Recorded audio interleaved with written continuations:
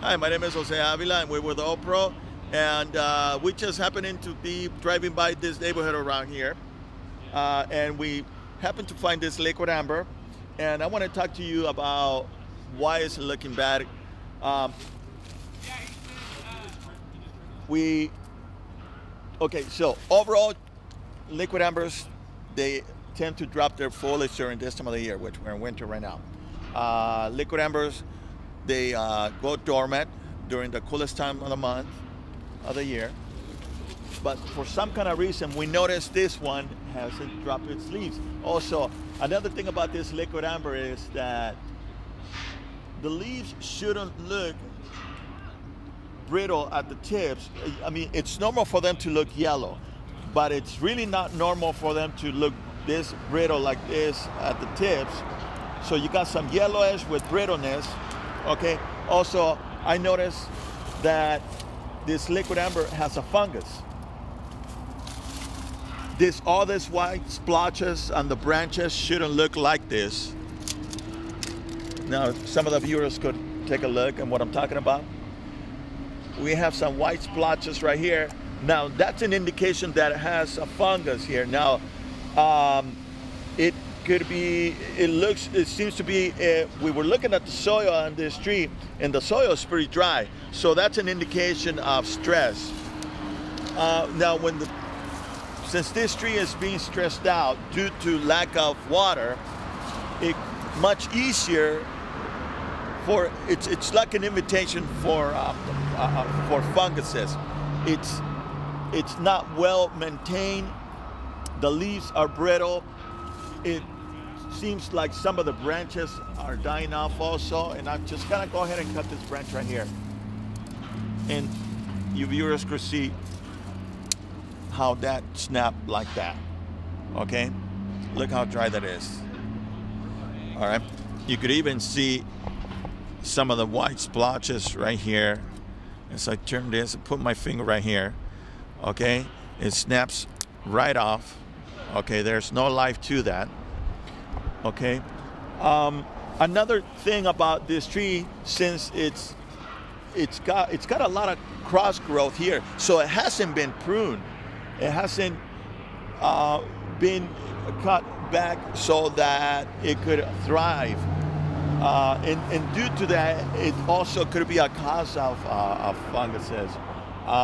Another thing, since the soil is so dry, it seems like there's not a whole lot of nutrients absorbing through the root structure. So it's probably even possible that the root hasn't developed the way it should be. One other thing here, it may seem like this tree has been here about 2-3 years. It might have been a 24-inch box, and the caliper on the trunk might have been about, I would say, maybe 2.5 inches, 2 inches, which seems to be about 2-3 inches right now, the caliper on the trunk. One of the things that we could do for this tree is cut some of the cross growth, okay, defoliate it, make it so that your trough here at the trunk, you could see that it's dry on the top, and the more I dig, the wet it seems to be, and that could also be. Okay, if we continue to dig, I don't have a tool to dig here anymore, but the more we dig, you can see some of the roots. It could possibly well be that it's way too much water, or was too much water at one point, and then they let the soil structure get dry. So inconsistent water. What you want to do with some of the trees or some plants is give them a consistent water. Make sure that you give them a nice drench, deep water, and when it's a young tree like this, fertilize them on a regular basis. You can fertilize them with a balanced fertilizer. Right now, what I would give this tree is probably a shot of blood meal, which is organic nitrogen-based incomplete fertilizer. But buttermilk, just because it's so mild, it's organic and it won't burn. Okay, maybe you could give it some kelp meal or something on a high potassium level, so that it could make the roots stronger overall. Okay.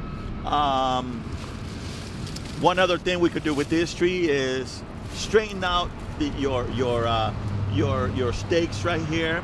Okay, you could see the tree leaning a little bit.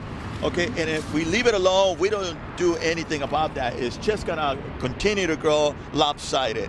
Okay, and then 5 years from now, you'll have a tree, but if you still have a tree, it's gonna definitely grow lopsided here, and maybe it won't even recuperate from the fungus or being stressed out. It won't develop, the root structure won't develop the way they need to be. That's why my suggestion to this is give it something on a high potassium level, as opposed to, now that I think about it, blood meal, because potassium makes the roots stronger. So you want to give it an incomplete fertilizer, but something on a high potassium. Another thing is, you want to keep the leaves out of there. Don't try to use whatever leaves drop on the floor, on the ground, and use them as mulch. No, what we want to do right now is we want to go ahead and try to keep the trough, some of the leaves away from the trunk, so that way it aerates the soil, as opposed to not giving enough air on at the root level structure. My recommendation is, one, take off all the cross growth. And my philosophy is, you got to get rid of energy to create energy. Okay, we're getting rid of the energy that's being pulled, that it doesn't have from the root ball, that it needs to pull. And we're going to create energy so that during the springtime, it starts budding the way it should be, and healthy. Okay? Thank you so much for watching us, and once again, please let us know of your suggestions.